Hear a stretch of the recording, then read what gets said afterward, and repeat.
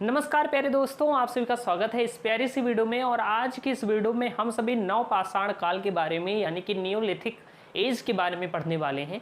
और हम जानेंगे कि आखिर इस समय के मानव का रहन सहन कैसा था, मानव ने किस तरह खेती करना शुरू किया और क्या क्या उपलब्धियां थी इस काल की, उसके बारे में आपको बताने वाला हूं।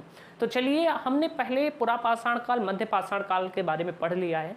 उसके बाद आता है हमारा नवपाषाण काल। अगर हम बात करें कि आखिर नवपाषाण काल कब चला, यानी कि कब तक इसकी समय सीमा थी, तो इसकी समय सीमा प्यारे साथी लगभग 10,000 ईसा पूर्व से लेकर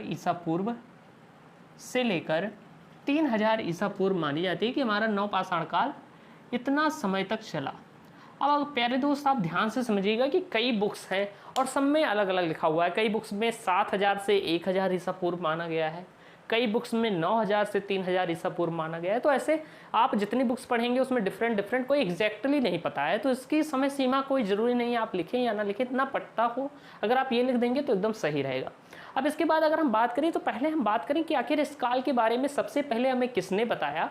तो इस काल के बारे में सर्वप्रथम हमें सर जॉन लुबाक ने 1865 में बताया था कि नवपाषाण काल भी होता है।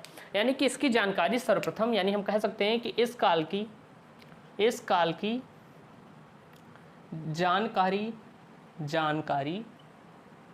की जानकारी सर्वप्रथम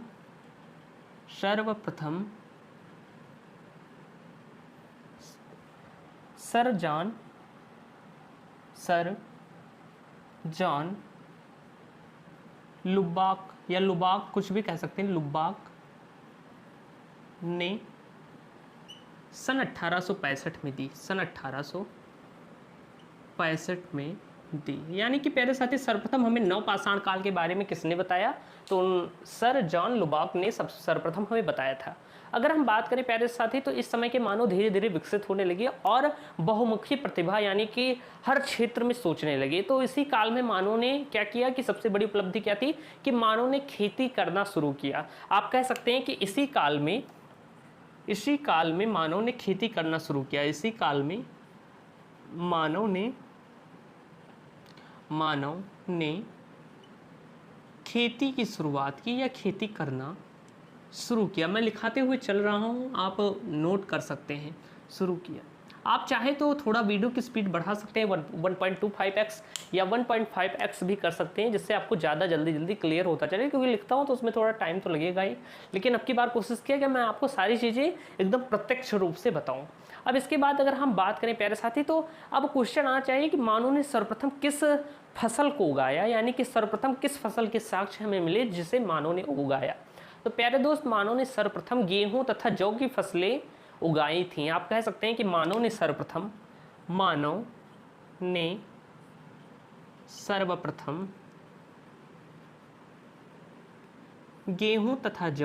गेहूं तथा जौ की फसलें लगभग आज से या आप कह सकते हैं लगभग 7,000 ईसा पूर्व में कहाँ उगाई थी प्यारे साथी। तो मानव ने सर्वप्रथम गेहूं तथा जौ की फसलें उगाई और वो लगभग आज से 7,000 ईसा पूर्व, यानी कि 7,000 ईसा पूर्व में कब उगाई थी, कहाँ पर उगाई थी। तो वो उगाई थी पाकिस्तान के मेहरगढ़ के सुलेमान तथा किरथर पहाड़ियों के मध्य उगाई थी। किसके पहाड़ियों के मध्य? किरथर पहाड़ियों के मध्य उगाई थी। पहाड़ियों के मध्य उगाई थी, या कह सकते हैं उगाई। प्यारे दोस्त, मैंने आपको बताया कि मानव ने सर्वप्रथम गेहूं तथा जौ फसलों का उत्पादन किया और उसका उत्पादन लगभग आज से 7,000 ईसा पूर्व कहाँ पर किया था? पाकिस्तान के मेहरगढ़ तथा सुलेमान और किरथर पहाड़ियों के मध्य गेहूं तथा जौ का फसल उगाई और उसका उत्पादन किया। इसके साक्ष्य हमें प्राप्त हुए हैं। कहाँ से प्राप्त हुए? प्रश्न ऐसा भी पूछा जा सकता है कि गेहूं तथा जौ के सर्वप्रथम साक्ष्य कहाँ से प्राप्त हुए, तो उसका राइट आंसर होगा प्यारे साथी कि पाकिस्तान के मेहरगढ़ के सुलेमान तथा किरथर पहाड़ियों के मध्य हमें आज से 7,000 ईसा पूर्व गेहूं तथा जौ के साक्ष्य प्राप्त हुए थे। अब प्यारे दोस्त, क्या हुआ कि जब मानव ने फसलों का उत्पादन करना शुरू किया तो मनुष्य को अब फसल उत्पादन करने के लिए क्या ज़रूरत हुई कि जब फसल उत्पादन करेगा तो कहीं रखेगा, तो रखने के लिए कोई जगह होनी चाहिए। तो इसी काल में मानव ने अन्नागार बनाना भी शुरू किया, यानी कि इस काल में मानव ने अनाज भंडार के लिए अन्नागार की शुरुआत की या अन्नागार भी बनाना शुरू किया। यानी कि अन्नागार की साक्ष्य भी इसी काल में मिलते हैं। आप कह सकते हैं कि मनुष्यों ने सर्वप्रथम फसलों को रखने के लिए अन्नागार, आप कह सकते हैं कि इसी काल में मनुष्यों ने अन्नागार बनाना शुरू किया प्यारे साथी, शुरू किया। ये अन्नागार क्या होता है प्यारे साथी? तो अन्नागार अनाज भंडारण के लिए एक भंडार होता है जिसे हम अन्नागार कहते हैं, यानी कि जो फसल उत्पादित होगी उसे अन्नागार में रखा जाएगा।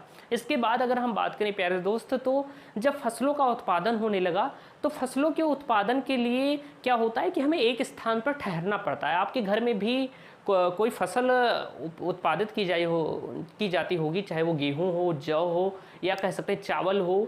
कोई भी फसल अगर उत्पादित की जाती है तो उसकी देखभाल करनी पड़ती है, उसे समय से पानी देना पड़ता है, जंगली जानवरों से बचाना पड़ता है कि उसे हानि ना हो, उसे चर ना जाए कि सारी फसल ही खत्म हो जाए। तो धान वान या कह सकते हैं जो गेहूं होता है उसे, मतलब जो फसलें उगाई गई उसे, उसकी रक्षा भी करनी पड़ती है और समय समय से उसे पानी वानी देना पड़ता है, जंगली जानवरों से बचाना पड़ता है। तो उसके लिए मनुष्यों को एक स्थान पर स्थिर होना पड़ा, क्योंकि हम पहले मनुष्य क्या थे, एकदम ऐसे घुमा करते थे यैयावारी की तरह, यानी कि कह सकते हैं घुमक्कड़ की तरह, कभी यहाँ गए कभी वहाँ गए, जानवरों की तरह घुमा करते थे, कहीं स्थिर नहीं होते थे। लेकिन इस काल में क्या हुआ, जब उन्होंने फसलों का उत्पादन शुरू किया तो फसलों की देखभाल करनी पड़ी, इसलिए मनुष्यों ने इस काल में आवास बनाना भी शुरू किया। यानी कि इस काल की सबसे महत्वपूर्ण उपलब्धियों में से एक था आवास, यानी कि आवास का निर्माण इसी काल में शुरू हुआ। आवास का निर्माण करना इस काल की सबसे महत्वपूर्ण उपलब्धि थी, यानी कि आप कह सकते हैं आवास का निर्माण करना शुरू किया, मनुष्यों ने शुरू किया और आवास के साक्ष्य इसी काल से मिलने लगे। तो जब फसलें उत्पादित होने लगी तो एक स्थान पर स्थिर होना पड़ा। अब इसके बाद प्यारे साथी, मान लीजिए कि फसलें उत्पादित हो गई, उनकी कटाई उटाई हुई, फिर उन्हें एक स्थान से दूसरे स्थान ले जाने के लिए कुछ चीज़ों की ज़रूरत हुई, इसलिए मनुष्य ने इसी काल में पहिए का भी आविष्कार किया। पहिया आप जानते हैं कि कोई चीज़ को ले जाने में उससे सरलता होती है। आप एक गाड़ी की तरह बना लीजिए, पहिया उसमें लगा दीजिए, तो आप उससे सामान बहुत आसानी से एक स्थान से दूसरे स्थान ले जा सकते हैं। तो कहीं ना कहीं कि फसलों के उत्पादन से ही यहाँ पर पहिए का भी आविष्कार हुआ। आपसे कोई पूछे कि पहिए का आविष्कार किस काल में हुआ, तो प्यारे दोस्त, पहिए का आविष्कार नवपाषाण काल में हुआ था। इस काल की सबसे महत्वपूर्ण उपलब्धियों में से एक ये है कि पहिए का आविष्कार इसी काल में हुआ था। इसके बाद अगर मैं बात करूं प्यारे दोस्त की और क्या हुआ इस काल में, तो इस काल में प्यारे साथी बहुत सारी चीज़ें हुई। उनमें से एक था कि कुत्ते को पालतू पशु बनाया गया इसी काल में, यानी कि प्रथम पालतू पशु कुत्ता बनाया गया, जो इस काल में बनाया गया था। वैसे तो पशुओं का पालन मध्य पाषाण काल से ही शुरू होने लगा था, लेकिन प्रथम पालतू पशु कौन सा बनाया गया, तो प्रथम पालतू पशु कुत्ता बनाया गया। कहीं कहीं पर घोड़ा भी होता है, तो अगर आपको कुत्ता ना नजर आए ऑप्शन में तो घोड़ा भी लगा सकते हैं। तो प्रथम पालतू पशु प्यारे साथी क्या था, कुत्ता था, और इसी काल में उसे पालतू बनाया गया था कुत्ते को, क्योंकि कुत्ता भोजन कम करता है और खेतों वोतों की रखवाली बहुत ज़्यादा करता है। जैसे जंगली जानवर आएंगे तो वो भौंकने लगता है। आपके घर में भी कुत्ता होगा, तो रात में कोई भी ऐसे गुजरेगा तो वो तुरंत आवाज़ भौंकने लगता है, तो जिससे हमें पता चल जाता है कि कोई जा रहा है। तो इसी तरह मानव ने जंगली जानवरों से बचने के लिए कहीं ना कहीं कुत्ते को पालतू पशु बनाया, क्योंकि कुत्ता कम खाता है और बहुत जल्दी उठ जाता है, और इससे पता भी चल जाता है कि कहीं कोई फसल का नुकसान तो नहीं कर रहा है। तो कहीं ना कहीं यही कारण थे जिससे मनुष्य ने क्या किया कि कुत्ते को भी पालतू पशु बनाया। इसके बाद प्यारे साथी अगर हम बात करें कि और क्या चीज़ें हमें यहाँ से प्राप्त हुई, तो इसी काल में प्यारे साथी मैसूर की सघन कल्लू में हमें राख के टीले भी प्राप्त हुए। आपसे परीक्षा में पूछा जा सकता है कि सर्वप्रथम राख के टीले कहाँ से प्राप्त हुए थे, तो इसी काल में, यानी कि इसी काल में मैसूर के सघन कल्लू नामक स्थान से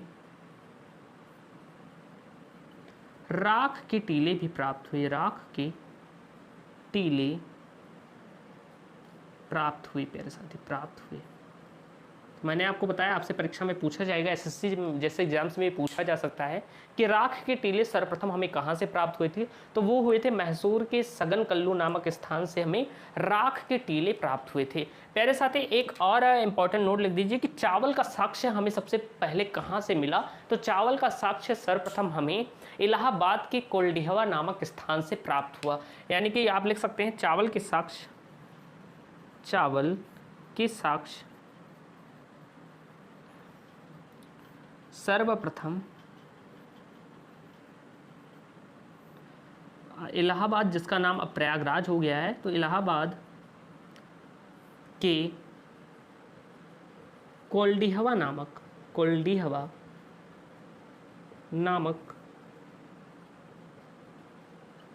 स्थान से क्या हुआ था प्यारे साथी, प्राप्त हुआ। तो मैंने आपको ये सारी चीज़ें बताई कि सर्वप्रथम मानव ने चावल के साक्ष्य जो हमने प्राप्त किए वो कहाँ से प्राप्त किए थे, ये थोड़ा एडिशनल बात है। इसी काल के साक्ष्य हैं कि चावल के साक्ष्य सर्वप्रथम हमें इलाहाबाद के कोल्डिहवा नामक स्थान से प्राप्त हुए। इसके बाद प्यारे साथी नवपाषाण काल में एक और महत्वपूर्ण घटना होती है। वो महत्वपूर्ण घटना क्या थी कि इसी काल में मानव ने घड़ी का निर्माण करना शुरू कर दिया था। आप लिख सकते हैं घड़ी का निर्माण करना, जो घड़ा होता है जिसे हम मटका कहते हैं। क्या कहते हैं? मटका कहते हैं। तो मटके का निर्माण इसी काल में शुरू हुआ, इसी काल में शुरू हुआ प्यारे साथी, शुरू हुआ। प्यारे साथी नवपाषाण कालीन पुरा स्थल में एक स्थान प्राप्त हुआ, बुर्जहोम नाम का एक स्थान है। और यहाँ से हमें ये प्राप्त हुआ कि मालिक के साथ उसका पालतू पशु कुत्ता भी सवाधान में दफनाया जाता था। आप कह सकते हैं कि बुर्जहोम से हमें क्या प्राप्त हुआ था, आप नोट कर लीजिए, मैं बोल रहा हूँ। बुर्जहोम से हमें ये साक्ष्य मिले कि मालिक के शव के साथ उसका पालतू पशु भी दफना दिया जाता था। और ये साक्ष्य हमें कहाँ से मिले थे, वो हमें मिले थे बुर्जहोम से। प्यारे साथी यहाँ पर जगह कम है तो आप नोट कर लीजिएगा। तो प्यारे दोस्त आज आपका नवपाषाण काल खत्म हो रहा है। मैंने डिटेल में आपको सारी चीज़ें बता दी हैं। आई होप आपको ये वीडियो पसंद आई होगी। वीडियो पसंद आई हो वीडियो को लाइक कीजिएगा। मिलते हैं नेक्स्ट वीडियो में, तब तक के लिए जय हिंद।